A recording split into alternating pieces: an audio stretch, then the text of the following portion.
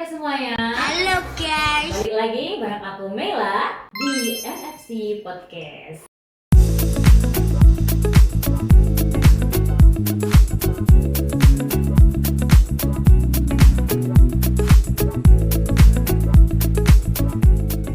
Nah, buat kalian yang baru aja nonton, aku ucapkan selamat datang dan juga enjoy di studio.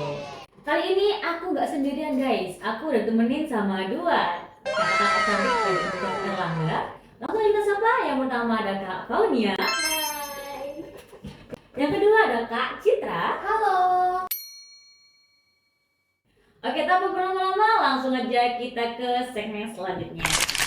Oke Bes, selaras sama tema yang lagi kita bawain saat ini, yaitu tentang perencanaan dan perekrutan calon karyawan. Sebelum itu, bolehlah Kak untuk dijelasin secara sekilas tentang apa sih perekrutan dan perencanaan dari calon karyawan itu sendiri? Jadi perencanaan ini dilakukan sebelum perusahaan ini melakukan perekrutmen. Jadi perusahaan harus menganalisis pekerjaan atau posisi mana yang sekiranya dibutuhkan perusahaan untuk mencapai keuntungan dari perusahaan itu sendiri. Seperti itu.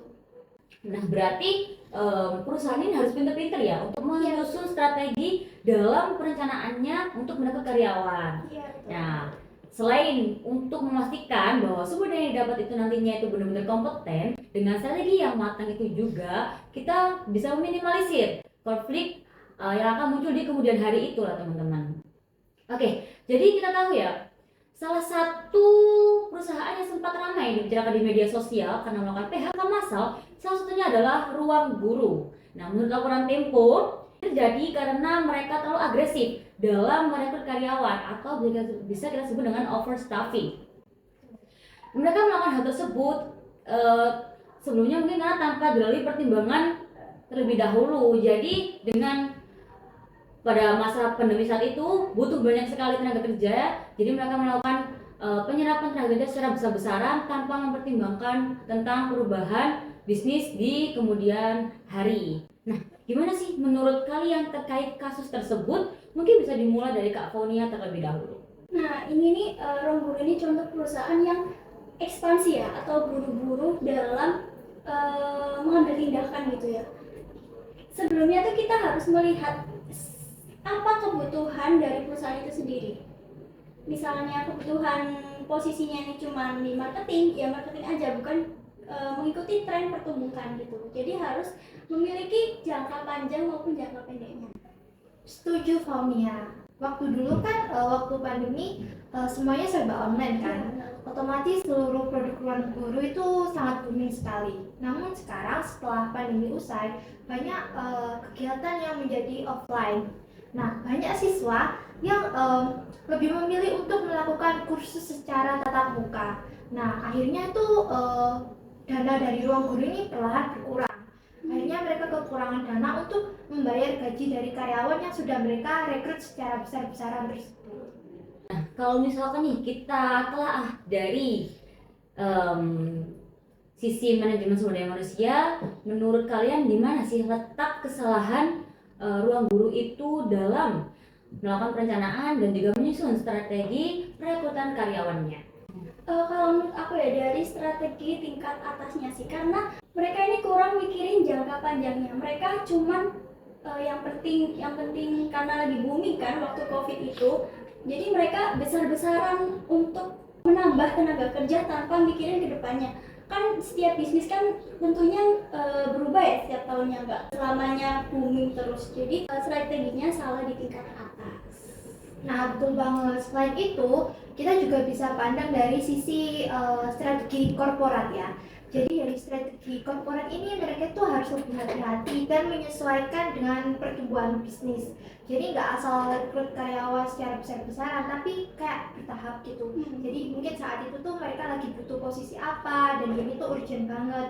Nah, itu mereka bisa nge-hire karyawan. Tapi kalau mungkin sekiranya itu masih bisa ditunda, kita tunda dulu. Jadi yang diprioritaskan dulu ya, yang posisinya betul. memang benar-benar dibutuhkan perusahaan. Nah, sekarang kita bakal bahas nih gimana solusi supaya kasus seperti itu tuh tidak terjadi lagi. Oke, mungkin bisa dimulai dari Kak Faunia. Di strategi tingkat atas, perusahaan ini harus lebih pintar dalam perencanaan tenaga kerja ya. Jadi kita harus merencanakan dulu yang benar-benar dibutuhkan ini apa, bukan karena mengikuti pertumbuhan tren ya. Jadi bisa melalui pakai data dan proyeksi bisnis jangka panjang dan menentukan jumlah tipe karyawan yang benar-benar dibutuhkan perusahaan. Nah, kalau dari segi korporat, perusahaan itu harusnya lebih fleksibel. Jadi mereka itu nggak harus merekrut karyawan tetap. Jadi mereka itu bisa merekrut karyawan kontrak atau dengan sistem freelance. Jadi mungkin mereka hanya butuh di bagian jasa ini untuk beberapa bulan saja, atau ada proyek tertentu yang mereka itu butuhnya di proyek itu saja. Jadi mereka nggak perlu nge-hire karyawan tetap, bisa melalui freelance tersebut.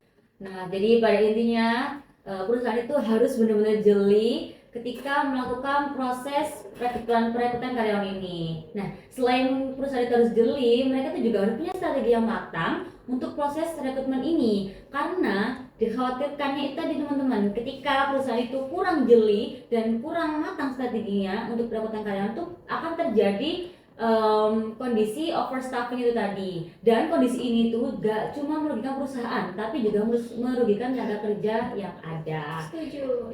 Kalau ini diterapin di perusahaan ya, perusahaan itu akan stabil dan nggak akan jadi PHK massal.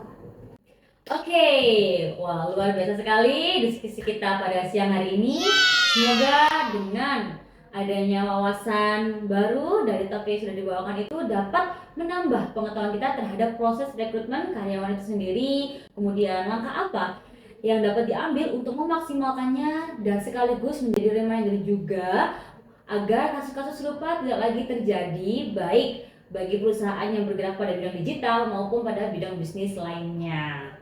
Terima kasih telah menyaksikan episode kali ini. Makasih Kak Faunia, Kak Citra. Kami pamit undur diri dan sampai jumpa.